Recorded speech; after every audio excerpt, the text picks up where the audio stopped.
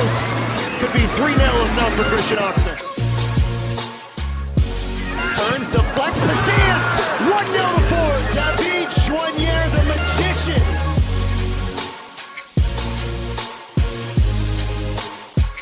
And it is a famous victory. A first victory of the season for FC Edmonton. Hello and welcome to another edition of the Newsroom. Christian Jack alongside Charlie O'Connor-Clark. That has been the recap from the week that was. On the show this week, we're going to focus on the results this weekend, which were as follows: York United 0, Pacific FC 0, Halifax Wanderers 0, Forge 3. And as you heard there and saw from Alan Koch's reaction, FC Edmonton 1, Atletico Ottawa 0. Wow. Dramatic weekend and more storylines. I guess lucky 13 for FC Edmonton, their 13th game of the season in all competitions, and they finally pulled it off. They were the main headlines, certainly from the weekend. Forge keep rolling, and by the way, they are on fire. We're going to get to that very shortly as well. And more issues in front of goal for both York and Pacific. I think most people, if they were betting with the Come On app, would have bet a 0-0 at York Lions on Saturday, and that certainly was the case with the way that those teams are struggling right now in front of goal. Before we bring in Benedict Rose, Charlie, good to see you. I know all over the games again this weekend. What are your overall thoughts from this one? Yeah, it was an interesting one. Some very fascinating results in the league this weekend. I think a few storylines continue and a few narratives get kind of flipped on their head from this weekend. So there's definitely a lot to dive into, and again some entertaining football matches out there. As usual, we are your home for all things Canadian soccer. So if you've got any questions about the upcoming women's team this weekend, obviously I was in New York recently with the venue announcement on Thursday for FIFA. Got questions about that. The under-20s struggled with a loss early to Cuba in the first game. So fire your questions in if you're listening or watching to us live, and we'll get to some of your questions during the show. But we have to start in Halifax, Nova Scotia, and we're bringing our own Benedict Rhodes, where thoroughly, and it has to be said, they were thoroughly handled a massive loss by Forge again. It has to be said, Halifax a month ago had only ever lost games at home by 1 goal or less. And in the space of 1 month, have lost by more than 1 goal twice to the same team, collectively getting thumped 7-0. It was 4-0 a month ago and 3-0 on Sunday. Benedict, before we'll roll in the highlights here, but what were your overall thoughts on this one as Forge just manhandled them? Yeah, that's a good way of describing it. I think Forge are obviously in good form at the moment, and that continued, right? Like Halifax were missing some key players, but as I'm sure we'll get to, that's not really an excuse for a team that wants to have playoff aspirations. And this Forge team, just David Choinière is in great form, Resident Ramos in great form, and everything seems to be clicking at the right moment for them. And the game again for the fourth time in a row now, I guess it's really shown in their performance, and they're flying. Yeah, it's unequivocally a bad day for Halifax in this game. It's the second time in a row they've brought Forge to Wanderers grounds. The second time in a row they've been just utterly dominated. I think we've seen through the highlights here, and we'll see again in a couple seconds, just the way that Forge players were able to walk through the back line, David Choinière in particular, and then Taryn Campbell does it in a couple of minutes here. Benedict, I know that you were on this call. We're going to hear from some of these people in a second too, but just how frustrated and disappointed were kind of the Halifax coaching staff and players after a game like that? Yeah, they're very frustrated. I know one of the ones that stood up to me was Christian Oxner, sort of, I guess challenging maybe his teammates, maybe looking for a bit of a reaction, saying, the players that are coming in to replace the regular starters are the ones who are upset that they're not starting and not playing games. So they need to take advantage of opportunities like this. So that was one that stood out to me, and Stephen Hart as well was pretty frustrated and sort of saying like these mistakes aren't tactical mistakes. They're just players, maybe not performing at the level that they need to be and they should be in order to, get results against teams like this and put in the work needed to beat a team like Forge. Woodward's Pacias in the 15th, Noah Jensen in the 25th, Emery Welshman about 5 or 6 minutes from the end. And in between, you saw there, if you're watching the highlights, Mateo Restrepo with a red card, clear as day. So just to compound the misery of all things Wanderers, and a packed Wanderers grounds again, and many fans disappointed. Let's go back to Halifax for some reaction. Here is their head coach, Stephen Hart. We talk about it all the time. It's about energy off the ball and on the ball. It's that's the time you keep the ball, you rest or you look to attack. And if you don't do that efficiently, you're are not playing football. It's as simple as that. Today, missing Rampersad and Laparet. Can you just talk a little bit about what that kind of meant for you guys? I think they've been two stalwarts in the midfield for you this season, and to have them both missing today is obviously a big loss. Yes, it's a loss, obviously, but you can only deal with the players that you have on the pitch, and this is a great opportunity it was a great opportunity for those players to come on and say, hey, you need to give me more minutes, But quite clearly, it shows why they are the important players on the team. Any more in the room? Yeah, go ahead. Just defensively on the first 2 goals, do you look back on those as more of kind of a tactical advantage that Forge had, or was that just players and lines dropping too deep, leaving too much space? Which does it come down to? How can it be a tactical advantage when the first goal the guy beats 4 or 5 guys? What does that have to do with tactics? And then you get scored on almost with the exact type of play the second time. So the players who are supposed to be running and cover that space are not running. It's not tactics. It's a running game, and they just did not do that. So that's the message to the players. Of course. You cannot have it both ways, right? Off the ball, you have to close down the space and cover space and everything that's necessary. It has nothing to do with how you play. No matter what shape you play in, what system you play, you still have to fill space and take away space. And they did not do that, and they paid the price for it. Fascinating stuff. Stephen Hart, we've all covered for a long time. Benedict, you were in that press conference. Some people, I think, have described it as being Stephen Hart being agitated. I think knowing Stephen's more passionate. How would you describe that, and what was the feeling of that quite tense press conference, I suppose? Yeah, I think well, both of those are probably fair words, agitated and passionate. I think like Oxner, I think he's a guy looking for a reaction out of his team. Losing a combined 7-0 at home is kind of embarrassing, really. For a team that wants to be in and around the playoff conversation. Until yesterday, we're tied with Forge on points. So I think he's looking for a reaction from his players. I think maybe a strong message like that, saying, this shows why Rampersad and Gagnon Laparet are so important to them. I think it is going to hopefully get a reaction out of the Polisi, the Daniels, the Lamoths of this team.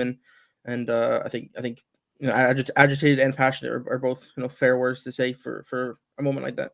Charlie, Stephen Hart said he can't use as an excuse, but can we? I think we can. No, he can't say it because he's got other players. But if you were to list the best players for Halifax in a row, you'd be like Morelli out, Rampersad out, Gagnon Laparet out, Garcia out. I mean, there's not a lot of depth there. And I know that maybe that's on them to produce better and maybe get more of a stronger depth there. But that is, he can't say, but that is a massive part of this performance again, no?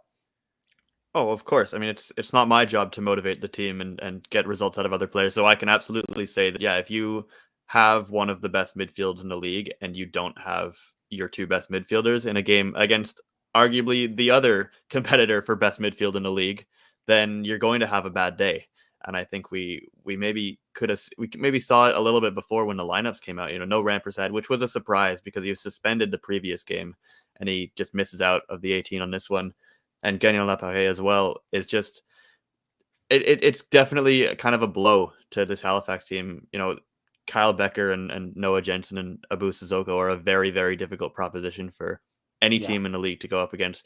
It was a difficult proposition for Toronto FC to go up against just a couple weeks ago. So, obviously Forge does very well in midfield in this game. They get a goal from Jensen from the midfield with that kind of late arriving run into the box that Halifax's midfielders don't really pick up on.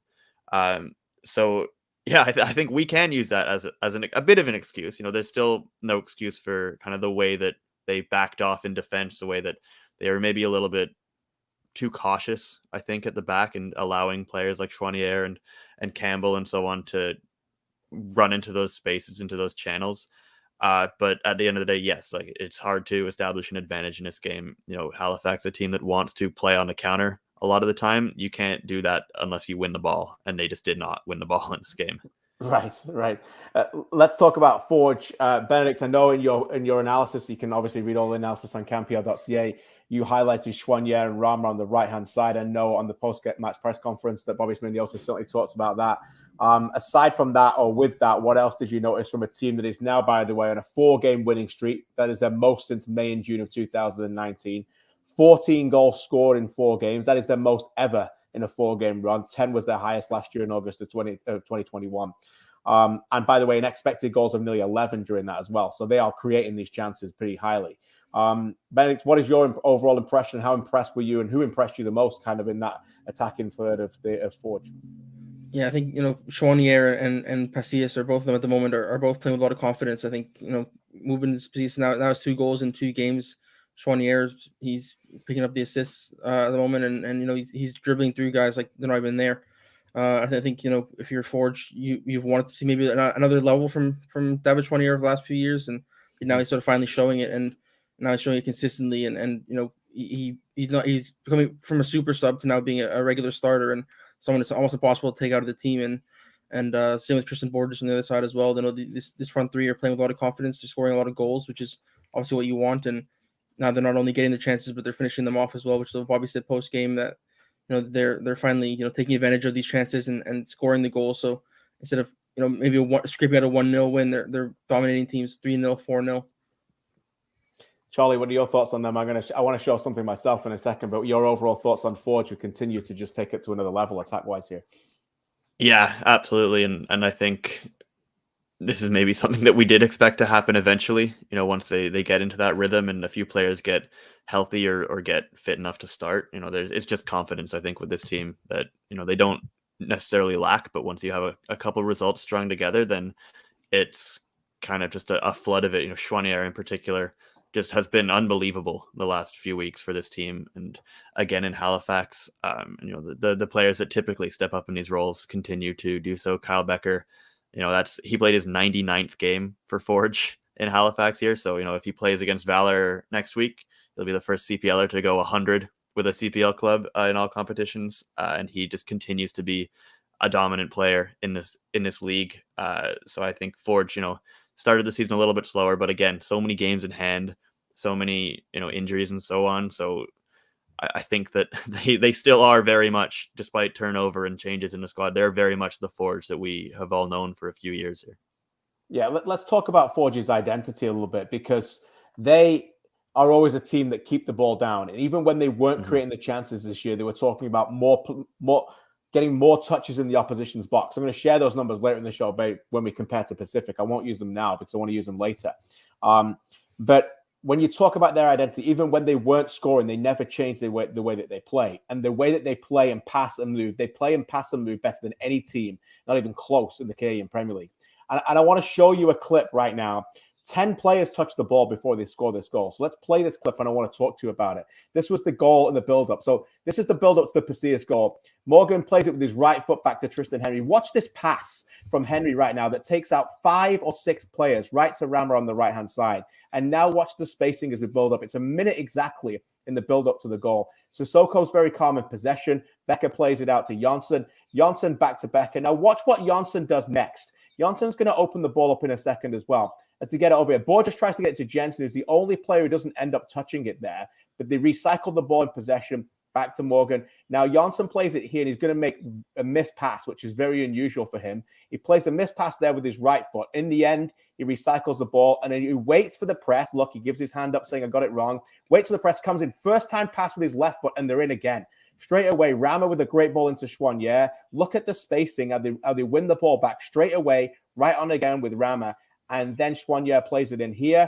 Watch the pass next. Right away with the cross. And Pasillas is right where he needs to be. One touch finish. 10 players in 1 minute touch the ball. The ball stays down the entire time. And it's got everything in there. It's got left foot passing, right foot. It's got stretching the ball out wide. It's got spacing. And it's got the ability to win the second ball if they're about losing it in quick one-on-ones. And that is the difference right now for me. It says everything at 1 minute. Benedict, that this is just an incredibly impressive team right now that also get 10 days off to continue to get healthier. Yeah, definitely. They're not playing that sort of, I guess, route one of just sort of lumping it over the top and letting someone run onto it like we see from Halifax sometimes and other teams. And they're just, so confident. They're so so gelled as a group. Many of these guys have been around for multiple years now, and it shows, right? Like they're playing these systems and these tactics that a team like another team in the league perhaps that maybe has made a lot of turnover on the roster, they can't afford to do it, and it takes a year or most of a year to do so. And Forge has these players and these systems in place for going back to 2019 even sometimes, and it definitely shows. Sorry, if I can just add to that with Forge, and specifically with that play, that example, Christian. And if anybody's listening on the podcast feed, I'd encourage you to go to the YouTube and watch that build up. We'll clip it on because social. it's very, very informative. The thing that sticks out to me most is not only the patience and the build up play, but the fact that Forge, really more than any other CPL team, not only has a plan, they have a plan A and a plan B and a plan C, and they're fully aware of one of these passes might not find its target. So what do we do if we miss a pass? You need to counter press. You get the ball back. You win the second ball or something like that. So Forge just know at all times what they want to do. They don't panic. They don't make rushed moves. So if somebody does miss a pass, there's a plan for that. There's a contingency plan, and effectively they do eventually get to the spot they want to be in. Yeah, fantastic stuff. Benny, before we let you go, I know you got more CPL action coming up this weekend, but also the Canadian women's national team are back in action. What should people be looking forward to ahead of this one at BMO Field on Saturday? Well, Sunday, sorry. I think there's some interesting players coming back into the team. I think, Sarah Stratigakis is the one that stands out to me. She was, in and around the team before and maybe she wasn't during the Olympics, and she wasn't doing a couple camps after that. So I think, she's a player to watch out for. And this is a very important game for the Canada, right? Getting ready for the CONCACAF W Championship. So, it'll definitely be an exciting one, and watch for them to, go all out and try to prepare as best as they can for that tournament.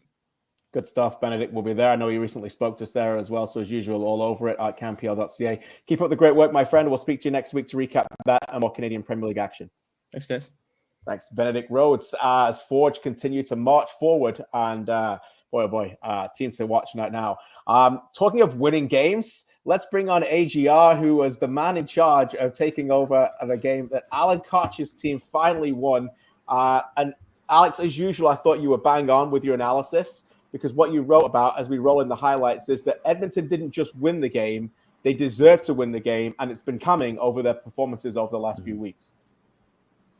Yeah, I mean, I guess I'm thrilled personally for Alan Koch and Edmonton, because you'd kind of watched them as of late, and they were knocking on the door. I think that Halifax game as well that I was on assignment for, they came so close. They were up 1-0. They had a 3-on-1 where they could have buried it, and they just didn't. All of a sudden, Sam Salter took over, and it's 2-1. This game, you kind of wondered, would that happen? They were knocking on the door. I mean, Ottawa had some early chances like this one you see here, which easily could have ended things. Great save again from Andreas Weikla, who continues to be, a huge saving force for them at the back. But then Edmonton, they got their goal, and what was most impressive about when they got their goal is because this isn't the first time they've had a lead in a game. It isn't even the first time they've had a lead late on in the game. I mean, Valor just weeks ago was about as close as they'd gotten to a win, but it was how efficient they were after they got this lead. I mean, great corner, first of all, from Azriel Gonzalez, who all night or all afternoon, was whipping in great balls. So they finally capitalized on one. And then from there, it was airtight. I mean, Ottawa had one chance about 5 minutes later that, Carl Hayworth, I'm sure looking back, he might regret. But other than that, Edmonton was efficient. They took care of business, and it was just a well-deserved win for a team that has been kind of knocking on the door for a while now. Yeah, and Alex, I love that you brought up the set pieces in your analysis as well at CanPL.ca, because I love set pieces and talking about them in this league. Last week I was gushing about Cavalry's in Winnipeg, but it's a big part of this game for Edmonton, right? It seemed very targeted, that they wanted those balls kind of close across goal. They want chaos and traffic around the goalkeeper and in the 6-yard box. Just maybe Alex, what did Alan Koch and the players say about the set piece work that's gone into winning a game like this, and just what impressed you most about that? Yeah, for sure. I mean, set pieces in terms of what they've been working on, it's something that, sometimes you'll ask coaches, it's kind of a mixed bag. I'll ask coaches like, it's just, part of the game. It's something we work on. Alan Koch and his team is one of the teams that are like, yeah, we love set pieces. We want good set piece differential. You want set piece goals. You want set piece, you want to defend set pieces. So you can tell they have an enthusiasm with their set pieces, and I think it's showing off. I mean, the one guy in particular who's been, I don't know what it is about him. Every time I've watched Edmonton lately, ever since he's signed for them, is Biku Bissaint. It's fitting that he scores. It felt like at least 3 or 4 times a game he would just get up uncontested to a ball, but then he'd head it wide. I think he hit the post another day. Like, he's a dominant, I think he's one of the best jumpers I've ever seen, from a set piece, just the way he leaps and constantly meets the ball at the back post, but his timing's always just a bit off. So you look at some of those options, those weapons they have, you see how much Edmonton drills it, how they're sometimes going near post, far post, you get a lot of movement, even their free kicks are dangerous. I don't think it's fun for teams to defend, because it's one thing to have all the size that Edmonton has, and they certainly do have it. I mean, Luke Singh as well, we've seen from his time with TFC and TFC2 that he can be a force in the box, some of these other guys, but you have to find a way to get him the ball. And I think with Edmonton, the way that they've really let Gonzalez, Timoteo, those two in particular kind of take the right and left-footed set pieces, we're seeing more and more moments where it just either gets in the dangerous area or it gets on the end of it. And that's tough for teams, because that gives Edmonton a confidence to know that they can go in the final third. And if they maybe, if they don't get the space they want, if they get fouled, that's not going to be something that they want. And more teams worrying about fouling means more space for Tobias Warshawski, more space for Kamara to lead the line. It just opens up more space elsewhere. So it's really a sort of weapon that if you find a way to take advantage of, it gives you an edge in other areas of the field as well. Yeah, they've been excellent in that regard, no doubt. For me, the process with they're playing right now is they're getting better every day. I mean, we all analyze teams based on outcomes, right? Results. So they've lost, they haven't won. But it was clear, if you watch every game, the evidence was building up that they were getting better. It's the 4th game in a row they've taken the lead. Okay, they surrendered 2 of those and lost, and they surrendered another one and drew, but they eventually got it over the line. So you could see it getting better. Those who aren't familiar with the story, FC Edmonton, obviously massive turnover in the offseason, only retained 2 players, signed 19-20 new players for this season. It's been difficult for Alan Koch. And Alan Koch has had a lot of qualities in the press conferences of patience and class. And sometimes he's been at difficult times as well. So we put a little bit of a montage together following this one. Here's the best of Alan Koch's press conference yesterday after his first win of the season. It's a really good feeling. Obviously, it's been a long time since we've won a game. There's lots of factors that go into that, and I hope people will continue to speak about that, because we're in a very, very difficult situation, and one win doesn't change that. But having said that, winning a football game is one of the greatest feelings on the planet. So our staff and our players are very, very happy to get a victory today. We feel like we could have, should have won 1 or 2 of our previous games, so it's taken a little bit longer to get to the first victory. But it's an amazing feeling after a lot of anguish, tough times, difficult challenges over the last few months. I think set pieces are a huge part of football. We work on them a lot. You can see several teams in this league win games on set pieces. Cavalry had a fantastic game the other day in Winnipeg with some amazing set pieces. So we're glad we could capitalize on one today. We have other ones that we want to work on. It just means you have to have that level of awareness and attention to detail on attacking set pieces, but also to defend set pieces. Look at Ottawa. They tried all sorts of different corners, all sorts of different free kicks during the course of the game. They weren't predictable at all, and that takes a heightened sense of awareness to go manage the first phase and manage the second phase of those set pieces. I think I probably speak for all of our supporters that we didn't think we were going to get this win until the final whistle went, because we thought we could get 3 points in Winnipeg a few weeks ago. We thought we'd create enough opportunities to give ourselves a chance to get 3 points here a few days ago. So when you've gone through a tough time like we've been, you're not going to believe anything until the final whistle. And obviously when that final whistle went, it's a fantastic feeling for our entire group. I would like to add, though, I was going to say this, win or lose today, because I felt like I'd been a broken record because we hadn't been winning for a long time. So I wanted to see if I could deflect from that sob story and really recognize Ottawa and Atletico and what the club there have done. It's inspirational for us, to be quite honest, because we're in a tough place right now as a club, and I think they had a very, very difficult year last year, and how they've adjusted, how they brought in some very good people in the front office. Obviously, they have a very clear style. They're a very, very difficult team to play, and they're probably disappointed that they're the first team that we beat this year. They shouldn't be. It was only a matter of time before we beat somebody, and they've made amazing progress in a short amount of time. So kudos to their coach, kudos to their management, and how they've gone about their business, because that's inspirational for us. We'd like to see if we can get through these challenges this year, hopefully see what happens with new ownership, and hopefully we can put a big step forward as we continue to move forward. Yeah, winning is an amazing feeling. A couple players in the locker room compared it to certain things that happen on this planet. I won't mention what they are, but it is one of the greatest feelings on the planet. Irrespective of circumstance or situations, to fight and battle with a group of players, with a club, with a fan base that's been incredibly loyal. I hope on the broadcast today you could hear our fans. There was a very impressive turnout today, and that victory is obviously for the players, it's for the staff, it's for our entire club, but it's for our supporters and it's for the city of Edmonton, because we're very, very grateful to have the support that we get. Yeah, we just had a very special moment with the players in the locker room. We congratulated the 11 that played and started. We congratulated the guys that were in the 18. We thanked the guys that are here in the training environment. We don't have a big group because of our restrictions, but we thank the players. We thank some of the young U18 players that are here to train, that all help make this group the best that we possibly can. So we're very, very grateful and appreciative for all the efforts of everybody that works with us. I did text my wife, to be honest. I've asked her to get some beer and some wine for the staff. I've invited all the staff back to our coach's office, so we're going to go enjoy and celebrate this one in a few minutes' time. Fantastic stuff. Although I felt for Mrs. Koch having to go get the beer and wine. Why wasn't that already on ice 13 times? I mean, we've been waiting enough times to get that ready to go, Charlie. Like, come on.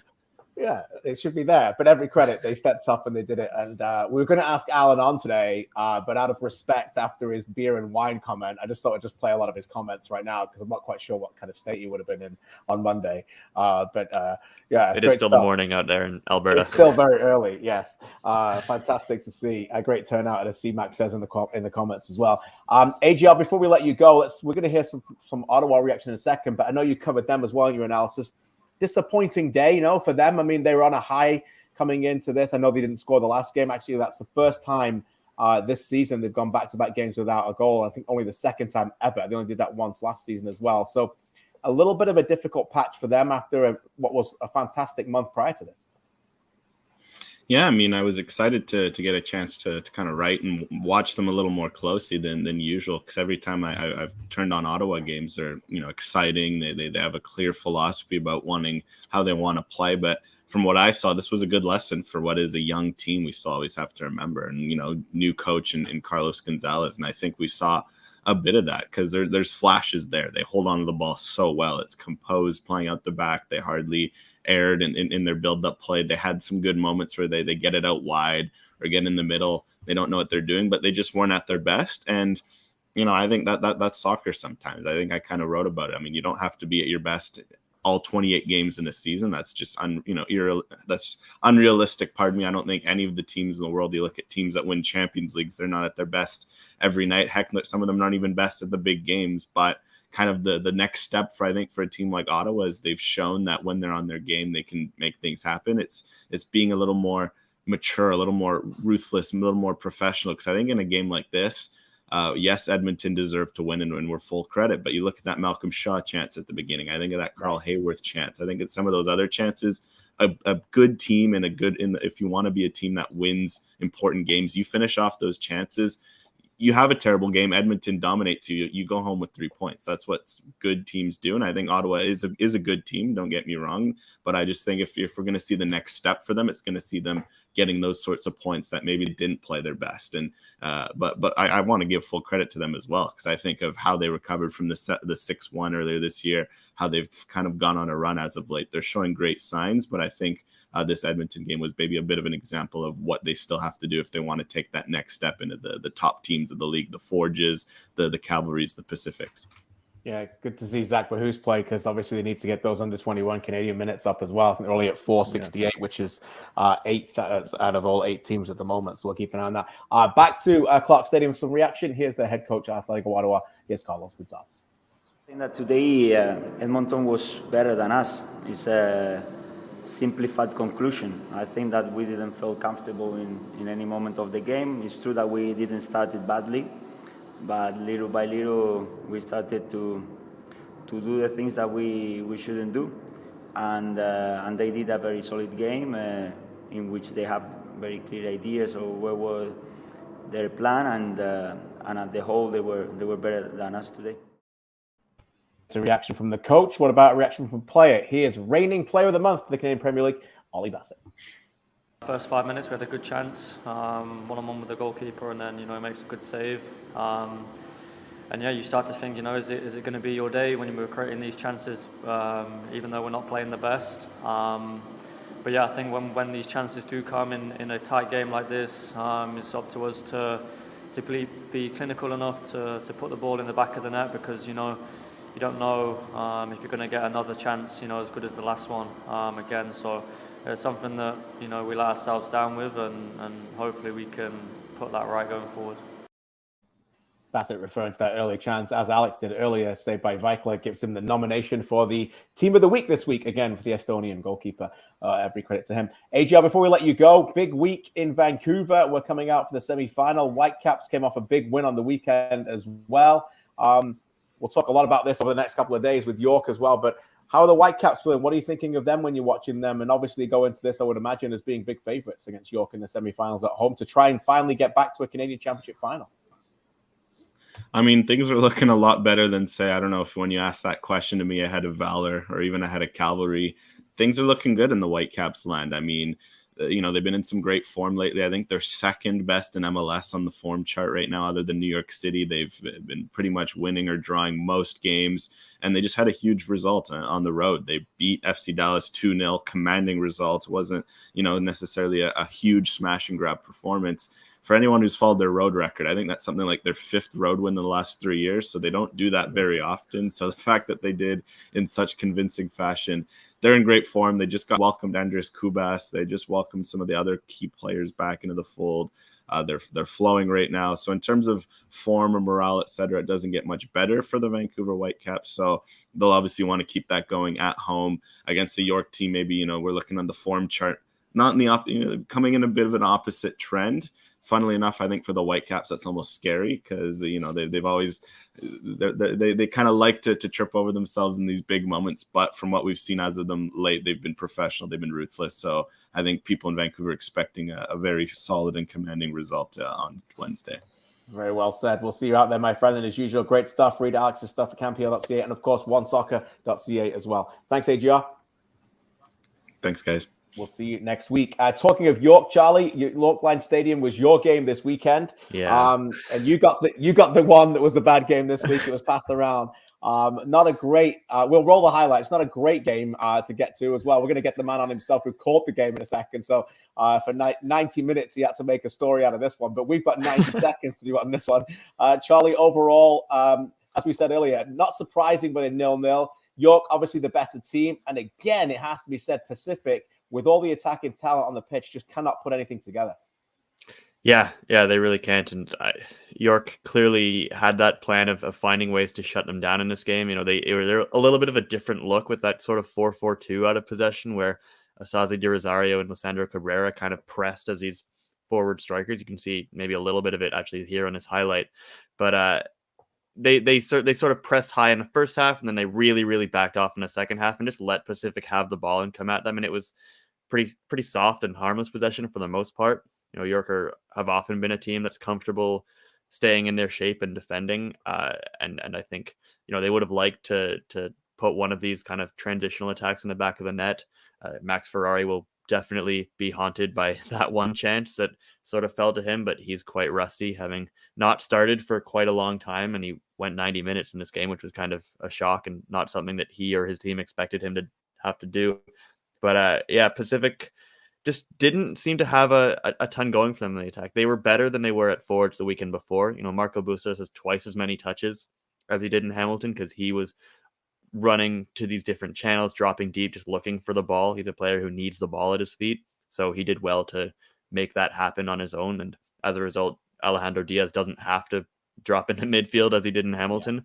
But again, it's those final passes, those last acts that just aren't there for them because York's defenders did such a good job of just cutting off those passing lanes.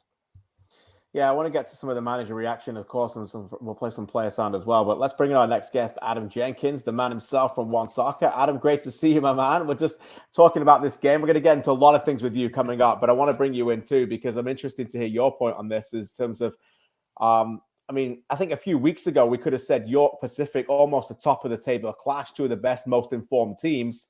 And for whatever reason, it just isn't clicking for either of them right now. What were your observations of this one? Yeah, York were decidedly the better team for me in this match. And I don't want to take the conversation too quickly away from this particular game. But when I would think about Pacific lately and how they've not been themselves at all since Manny Aparicio went down, when I see Forge be able to retool if they miss some players, and they're still missing some players, I think for me, that's where the different tier is right now, where you have a very important player, and I'm not trying to diminish Manny's play at all, but when you lose one guy, they do not look like the Pacific that they did out of the gates here. And I think for James, this is the first test of him being the man to try and rally the troops and drag them up when sometimes they need that little extra kick for him to navigate this difficult time. For York, they'll be happy with the performance, but at what point do you stop being happy with good performances when you're not scoring? And you can't bash Max too hard for the sitter that he missed coming back into full fitness. I thought he looked pretty good considering how long it's been since he's gone a full 90, but they're trying different things. They're almost out of answers, which has got to be incredibly deflating for the coaching staffs right now. It was very difficult for me to do that game and then not make the Martin Nash, Steve Nash joke when Steve Nash scored in the charity game off Pogba. But it just seems like it's a bit of a comedy of errors right now for them. And look, it's not going to get any easier. And sometimes that's the jolt that both of these sides will need. It's going to be when you least expect them to come back, they'll come back. And I'm not super worried about Pacific, but for York, at some point, if they're not going to get the goals, they're going to fall out of this race very, very quickly, like we're starting to see with Halifax, despite the season only being a third of the way through. Yeah, it's an interesting one. It's concerning for York, no doubt about it. Let's focus a little bit more on Pacific. Let's go back to York Lions Stadium for some reaction. Here's their head coach of Pacific, James Merriman. The biggest focus was to start the game well, start the game with a good mentality on the road. This is our third trip to the East Coast in the last 3 weeks. It's not easy for the group, but I thought they did. The energy in the group before, right from the warm-up, from the start of the match was very good. We were on the front foot. We were ready to play. And the other thing is we wanted to get back on the ball and play our way and build. And we did that. It's just the final piece didn't come. We didn't create enough chances today. But I think there's a lot we can build from the way that we started the game, the way we played in the first half. Certainly far more positive than his reaction after the loss against Hamilton against Forge the weekend previous there. Here's the skipper. Here's Jamar Dixon. We have to manage the game. I mean, it is a game of mistakes today, both sides, and it's just a matter of who took the opportunity. They had some quality chances in the second half, which we got lucky with. First half, we had some opportunities as well. We had chances to break them down, but nothing really came of it. So it's just, it's a fair result, of course, but we always want more. We're searching for that win to get back on that streak of ours. But like I said, they did what they had to do. They were locked in, and that's just how the game went. They will be back, right? This is their down period. They're going to come back. Obviously, Aparicio is going to be back. They're going to be flying, and I think they're going to batter a team soon. I don't know who that team's going to be, but I think it's going to explode. But I want to run some numbers by you guys. And Adam, you brought it up, in not even prompted, comparing to Forge. Touches in the opposition box this season. Pacific have had 12 games. They've had 177 touches. That averages to less than 15 touches in the opposition's box per game. They only had 9 on Saturday at York. That's 3 times this season already. They've had 9 or less in games. On the other side, Forge have had 248 touches in the opposition's box through 9 games. That is an average of almost 28. Their lowest is 17 and their highest is 41. The extremes are really there. Yet last season, Pacific, Charlie, were the best attacking team in the league, and it wasn't close. In terms of chance creation, touches in the final third. So something has got to be improving, and they've got to figure this out pretty quickly, Charlie, because the numbers are, even when they're winning games, the opposition touches in the final third are a lot lower this season than they were last season. And I think that's why we're not seeing the highlights and the awards for Bustos. And I know Diaz is getting the goals, but they're one-touch goals and the kind of quick finishes. They're not clicking anywhere near as much right now, and they're going to have to find that extra gear, Charlie. Yeah, and it's a very strange thing because largely it's the same personnel in that attack, right? That front three of Josh Hurd, Diaz, and Bustos. They lose Campbell, but I don't think they're unhappy to have Marco Bustos back and healthy. Right. it's a strange one. I think maybe it's a little bit less decisive than it was last year. A little bit less of, Josh Hurd driving into the box, which is kind of what was so good with him last year. Marco Bustos still always loves that cutting over onto his left foot, but maybe he's just not seeing those passes that, those runs that he looks for most of the time. They just maybe haven't been there. Those runs haven't been there. It seems like this specific team, I don't know if it's a confidence thing or just I don't know what it could be, but just the fact that they seem to not quite have that same killer instinct that they had a lot of last season and even earlier in this season, especially at home. And that's got to be part of it as well. They started the season with a lot of games at Starlight Stadium. They've had to go on the road and they've really struggled on the road. I think even the game they won in Ottawa, they weren't really the better team in that game. So, they certainly will need to just find that confidence back, that kind of swagger. I think that they have at their best when, Bustos is dominating games, when Josh Hurd is just running into the box with the ball, when Diaz is finishing everything. They've got a bit of that swagger to them that just hasn't been there away from home, I think. So, they'll be happy that they get to go home for the next two games. They host Halifax next weekend. And, on the basis of recent form of Halifax, maybe that's the game that they batter somebody, as you're predicting there, Christian. But I think that, again, I'm not worried about the talent in this team. There's tons of it. They're overflowing with attacking talent. It's just sometimes you need one of those games where one of those creative passes does find its target, where in another game it doesn't. You remind yourself of how talented you are as a player, and then that confidence is back, because I think it is dipping a little bit. It's definitely dipping. Sorry, Adam, one quickly thing. The other thing too is Chung is definitely a loss with Bustos. Oh yeah, that's a massive loss. So is that what you're going to say, Adam? Go ahead. It was piece of it, yeah, for sure. Yeah, no, go ahead. I just wanted to add, you sort of, both of you are taking the words out of my mouth here. I think Halifax is petrified of this weekend, to be completely honest with you. The trip itself, but if they don't get healthy in midfield, this is going to be a long game for them. And one of the things I noticed, especially from York, and you're missing the continuity, and I'll give Abdu Samaki some credit for playing at left back. That's slightly out of position for him.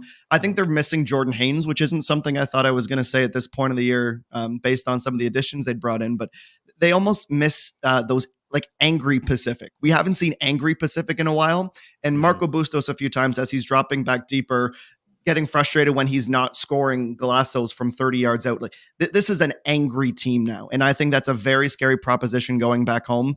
We're going to get Callum Irving in a baseball cap again, probably, which seems like their good luck charm with the midday start on Saturday. But they're going to have a game against Halifax that they should expect to win, and win convincingly, unless Halifax surprises us all. And I won't count that out, because after that, Cavalry's in town. And then there's your litmus test all of a sudden. And I think with the way the CPL is set up, there are two teams that are not happy with the playoff format, and that's Forge and Cavalry, because I think they would like to win this out in a single table. Everyone else is battling, but Pacific knows how important home field is going to be. They don't want to finish third again. They don't want to go on the road for the semifinal, for the decisive game. But I think more than anything, we were seeing them get frustrated to the point where it was like a powder keg waiting for a match. And I think Saturday could very much be that for Pacific. Yeah, it will certainly be one that Halifax will be very worried about, no doubt about it. And as you rightly said, they've got to get some kind of players back to get healthy on that, because Pacific certainly look like a bit of a wounded animal right now. But they are the champs, and I would say this, I think teams are playing a little deeper against them. I think they don't want to get ripped open in transition and counter-attacking moments. So even when teams play at home, they still play quite deep, and they don't want to be open too much. And that's certainly York's. I think York, we're going to get to them in a second, and their issue scoring. They're a lot better defensively when they turn over the ball than they were previously. They've just got to figure it now in the final third. Talking of which, here's the thoughts at York Lions Stadium on Saturday of their head coach, is Martin Nash. We're not flowing as much as we'd like to, and some of it's a little bit tired legs. Some of it's, guys playing out of position. But to be fair, with this group, they're all doing exactly what I ask of them. Working really hard. We're not giving chances away to pretty much anyone. And we are creating enough chances to score. Just no... I don't know if it's confidence, luck, whatever you want to be. We're just for whatever reason, we're not putting the ball in the back of the net right now. A man who has a lot of answers for a lot of things doesn't have an answer for that one right now. And you can just see he's just kind of lost in disbelief. Here are the numbers. 551 minutes without a goal in Canadian Premier League action. 6 straight games without a goal in Canadian Premier League action. And the record, I believe, these are unofficial, these are my numbers. The record in CPL is 586 minutes without a goal from Edmonton in 2019. So they're borderline on that next time they play in the CPL. But focus on the positives, Adam. Martin did talk about how difficult they are to break down. And heading into a game against the very informed Whitecaps this week, I suppose they would much rather be stronger in that area than the other area. For sure. It's going to be a defensive battle for them. And I think, especially with the Caps, they'll be very confident that if they can grind it out, like they haven't had many problems drawing lately, to be fair. It's been getting the goal, and they've had their results in the cup and from the spot. So yeah, I don't necessarily envy the position they're entering this game into. What I do like is we've seen with Martin a little bit more tactical versatility from them. I did like the new formation. I thought, especially with Hernandez playing more centrally, which he has not been able to do all season long. That's a different element. Johnston was playing a lot deeper. Like it was almost a back five at times, or 4-1-4-1 with Johnston. So I think they showed that they can have that extra wave of defensive responsibility if they feel like it's required. Maybe Ferrari had the rust shaken out. He'll train again for a couple of days and be better. Abzi's going to be really motivated to leave and help his team get to the final. I think there's no better present he can give. Not that he's owing them one after everything he's done for that club, but be quite a way for them to go out. I think Jordan Wilson, despite I think there was one penalty a couple weeks ago that gave me some flashbacks to last year. He's been very, very responsible with Dominic Zator. Again, out of position.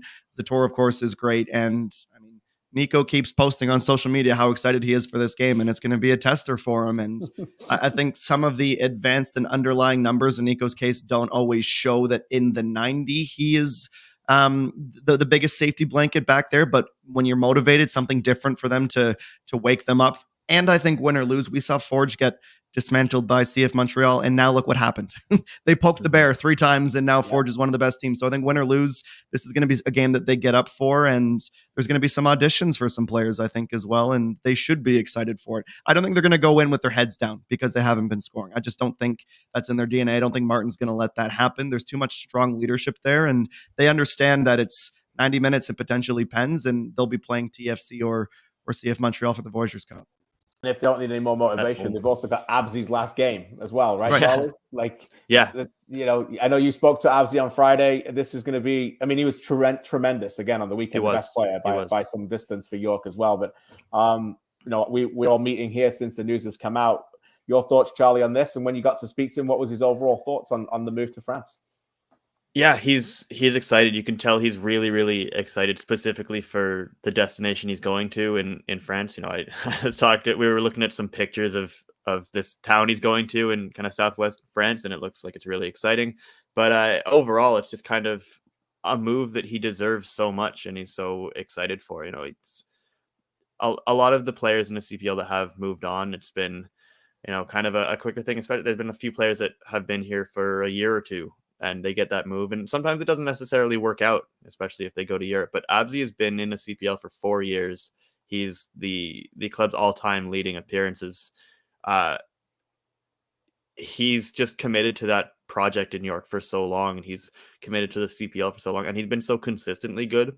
There's like just yards and yards of film on him from the CPL level. So I think that if you're scouting him, you've got a lot of stuff to work with, a strong basis to make a judgment on him. So I think that more than anything gives me more confidence that, you know, this is going to be the right move for him, and that the club in France is, you know, committed to the player for the right reasons. And again, you know, going to Ligue 2 in France is a very good stepping stone for a lot of players. It's a heavily scouted league, especially by, you know, the French clubs in Ligue 1. And, you know, if you impress in Ligue 2, then all of a sudden you're nutmegging Sergio Ramos twice a year. Well, Adam, are you calling this game on Tuesday, or are you done with York now?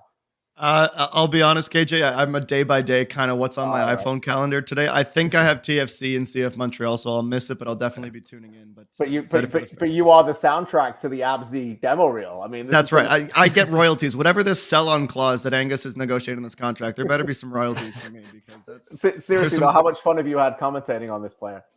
He's been brilliant, and I think this is the exact right time for him. I think if there was any knock on Abzi, and it's not just him personally, it's that I think he outgrew the CPL, and I think that it was long time. And there were stretches, especially when things weren't necessarily always going the Nine Stripes way, where he could look disinterested at times. He wouldn't ever show up to a game not ready to play, not willing to play. I'm not trying to say that, but I think there's some moments where it's really difficult. He's thinking, like the high meter yards that or the high speed yards he picks up game in, game out. It's like, do I really want to be sprinting up and down this turf over and over and over again for the 37-degree humidity in Toronto right now, when I feel like I've already auditioned and the rest of the team is just not where they felt like they were going to be. So I think going to a French speaking country is going to be massive for him. I think it's a new challenge. It's that like rut sometimes, even in like our careers, you just need something different to re-energize yourself. I think that's exactly what it's going to be for Diadine. And he's got the size, he's got the speed. He needs to get reined in. Sometimes he can have a little bit of a hot head, but I don't think that's going to be an issue going to a club like Pau in a league like Ligue 2. I think it's a great stepping stone for him. And for the league, this is, I think, our highest profile sell on, and no disrespect to Ethan Ungaro going to Romania or any of the guys making the step to MLS. This is a litmus test. I mean, we're seeing some players like Mo Farsi, who just got called up to MLS as well. But this is the first time we're seeing a player with this build take that step in a high profile European league. And Abzi's always up for a challenge. I think the fact that it's going to be fresh is going to be big for him, and everyone should be incredibly excited about this.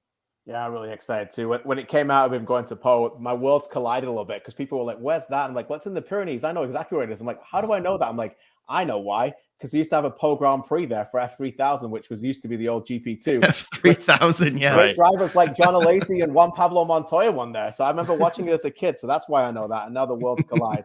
I had to end on a racing note there with the Canadian Grand Prix this past weekend. And I know James is a big F1 guy. So Adam, thanks for as usual for joining us, man. You continue up the great work. Obviously, every time we listen to you, you do fantastic work on One Soccer. We thanks One Soccer for all the footage, of course, on this show. But have a great call this week, and obviously you make CPL games better, my man. So keep it up. Thank you, gentlemen. Always have time for my favorite CPL podcast. We love it. Thanks a lot. Thanks, Adam Jenkins of One Soccer will be on the call for the Tuesday clash. Double header has to be said on Tuesday. Toronto FC host CF Montreal at BMO Field. Wednesday, my bad. I'm getting days mixed up because I didn't sleep for 3 days in New York City. That's a different story. Time's not real. It's fine. I won't bore people with my cancelled flight stories. So Wednesday, double header at BMO Field. Toronto FC against CF Montreal, followed by the Whitecaps hosting York. Where we'll be there as well, a doubleheader on One Soccer for the right to get to the Canadian Championship final. This has been a great run for CPL teams as well. But this is just exciting time. Semi-finals. Charlie, what are your overall thoughts on this one before we wrap up the show for York to go out there? And I suppose their recent results and the Whitecaps' recent results really mean that we can play up the real true underdog story even more in this one. Yeah, absolutely. I think... York are coming in a tough run of form. They haven't scored, but again, they've been very difficult to beat every single game. If you go 6 games in the league, or I think their last 4, let's say, without scoring a goal since like in all competitions, and you still draw 2 of those games, that's not bad.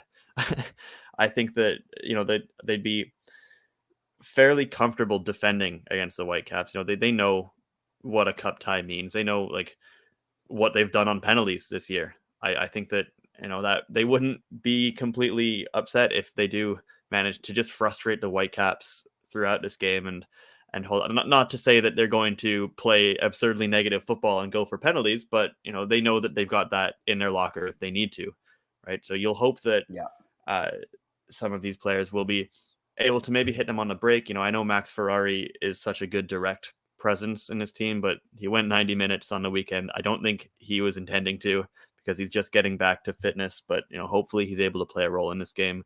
And across the board, they just need to defend well and have that bit of a direct energy with the ball just to try and get something in the attacking third. But at the end of the day, they are a team that's set up quite well to play a team that's at a higher level than them, because they can defend quite well in that. And for York being the first CPL team to play all 3 Canadian MLS teams, they know what it's like. They've struggled.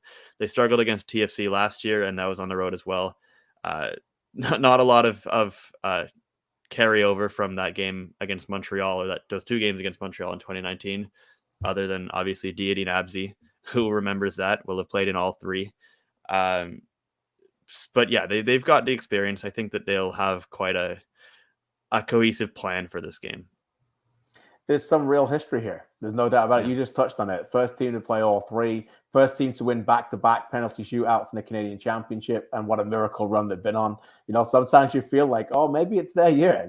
Sometimes it's just to have a chance to do that. And York have had some changes during that time. It's not been like a Forge who've been pretty consistent in their time since 2019. They've gone through changes. They've gone through name changes. They've gone through coaching changes. And here they are making history in the Canadian Premier League. So we'll be out there for that, and we can't wait for it. And as I said earlier, it's going to be a great opportunity for them to try and be an underdog and try and hold and frustrate Vancouver. And even if they don't get through, as Adam mentioned, the learnings you take from these opportunities, as Forge did from playing CF Montreal, and then come back to a little bit of a lower level and go to another level, really just undescribable. And that'll certainly be the case of what Martin Nash will be talking about in the build-up to this one. Okay, let's wrap up the show. Let's show you the standings in the Canadian Premier League as we get through this weekend's games. Cavalry did not play this weekend, but they remain top on basically 2 points average per game, 20 points from 10. But Pacific are right behind them. They've played 2 games more. You can really see the difference here, Charlie, in the games played. But it has to be said, to your point earlier about York and Halifax's struggles right now, despite Ottawa going back-to-back games without a goal, there's a big 4 breaking away here. Yeah, there definitely is a little bit. I mean, you just look at, Forge is a little deceptive to 3 points up on Halifax, but, they've played 9 games. So I think that I would certainly expect them to continue to push up that table. I mean, just look at that goal differential of plus 12. That's just miles ahead of the rest of the league. Having 2 teams in the top 4 with negative goal differentials is a little unusual, but that's certainly due to some heavy losses that Pacific and Ottawa have taken. But yeah, at the end of the day, I think we are starting to see a little bit of separation here. Halifax, York, even Valor, not out of it by any means, but they'll certainly be starting to feel the urgency a little bit more now that we're, a third at least for every team into the season. They'll be starting to feel a little bit more pressure to start putting some results together and going on a bit of a run here before it gets too separated. Yeah, no doubt about it. You mentioned it, the plus 12 for Forge. They're averaging 2.33 goals per game this year, almost a full goal above last year's 1.39. So keep an eye on that one.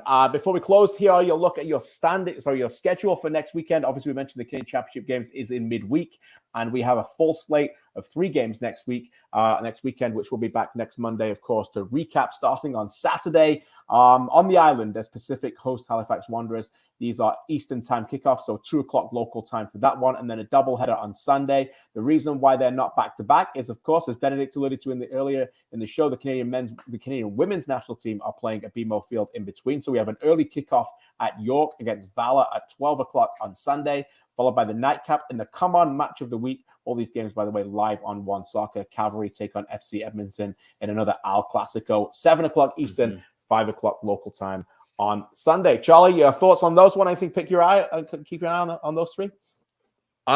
We've already mentioned the Pacific Halifax game, but I want to just touch on this Al Clasico, this Cavalry Edmonton game, because Cavalry have been red hot the last few weeks, winning a lot of games in impressive fashion. They're back home after, I think it'll be about 9 or 10 days off since they played Valor, and Edmonton. They come in at the highest point so far for them in this season. They've always wanted to go into Calgary and play well. I think they did, especially in that Canadian Championship game they played earlier this year. That was quite a tight game and a decent performance from the Eddies. So I think they'll be looking to build on that first win that they got over Ottawa. It's always a difficult thing to do, to go to Spruce Meadows and play Cavalry, but especially when they're playing so well recently. So that'll be an interesting one to see how both teams respond to that. You mentioned it. Cavalry had 10 days off. Valor will have had 10 days off. Forge are now in the middle of being off for 10 days. Lots of teams getting built in, something they never had last year at all in that crazy schedule, and had far too often the year before in 2020 when they never played. So the one thing I'll say that quickly as we wrap is that I think that quality of the football will go up again. I think we've seen a little bit of dip over the last few weeks where the games have come thick and fast. Goals have been very tight and hard to find unless Forge have been playing. But I think we'll find the quality of the league go up again. Now, this is what we're given the gaps for. Ultimately, players can get rested, fit, healthy, and we can get squads out there to be stronger again. So the games have been exciting. Again, Charlie, thanks so much for this. Thank you to Benedict. Thanks to AGR. And of course, the voice of One Soccer on the CPL, Adam Jenkins. Thanks for joining us as well. And thanks to all you listening and watching as well. A reminder, Canadian Championship semi-finals on Wednesday live on One Soccer. We'll be all over those. Toronto FC hosting CF Montreal and Vancouver Whitecaps hosting York United. Until next week, God bless, take care, enjoy the games, and we'll see you then.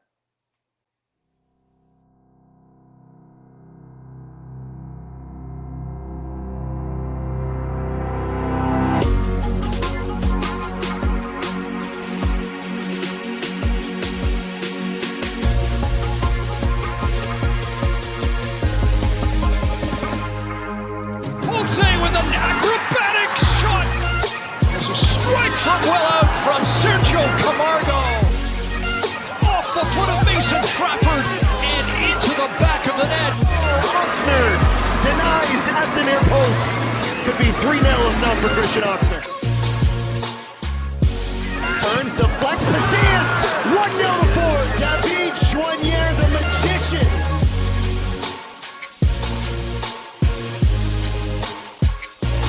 Is a famous victory, a first victory of the season for FC Edmonton.